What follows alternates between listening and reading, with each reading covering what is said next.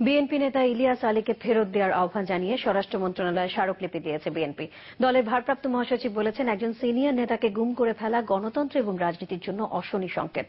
স্বরাষ্ট্র প্রতিমন্ত্রী বলেছেন, বিষয়টি নিয়ে সরকার বিব্রত, তবে 3 ধাপে তদন্ত চলছে বলে জানিয়েছেন স্বরাষ্ট্রমন্ত্রী। শাহরিয়া হোসেন রিয়া রিপোর্ট। একদিকে রাজপথের প্রতিবাদ, অন্যদিকে আইনি লড়াইয়ের সঙ্গে প্রশাসনকে উদ্যোগ নেওয়ার অনুরোধ। সাবেক সংসদ সদস্য এবং বিএনপির সাংগঠনিক সম্পাদক ইলিয়াস আলী তার ড্রাইভার আনসার সহ নিখোঁজ হওয়ার ঘটনায় স্মারকলিপি দিতে স্বরাষ্ট্র মন্ত্রণালয়ে বিএনপির প্রতিনিধি দল। তারা জানান, মঙ্গলবার রাতে ইলিয়াস আলী নিখোঁজ হওয়ার পর র্যাব, পুলিশ সব জায়গায় জানিয়েও কোনো উত্তর পাননি।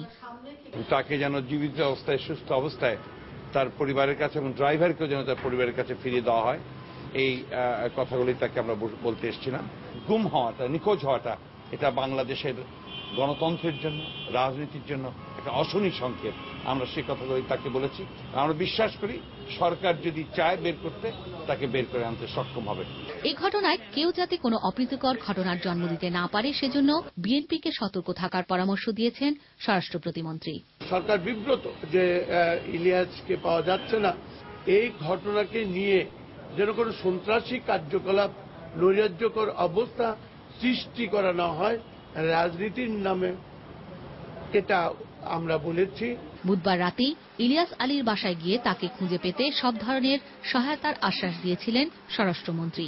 আইন শৃঙ্খলা বাহিনীর সব পর্যায়ে নির্দেশনা দেওয়া হয়েছে বলে জানিয়েছেন তিনি। 3 তরফে আমরা তদন্ত চলছে আমাদের। একটা হলো থানা বেসিসে, আর একটা হলো ডিবি মাধ্যমে, আর একটা হলো র্যাবের মাধ্যমে।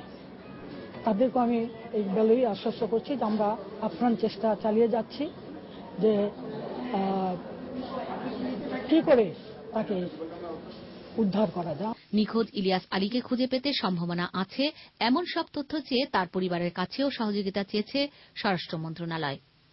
এর আগেও আমরা দেখেছি চৌধুরী আলম সম্পর্কে আপনি সহকারী উদ্যোতন কর্মকর্তা। আমার মনে হয় এটা ঠিক হচ্ছে না কথাটা। Shahria Hossain Riya, channel I,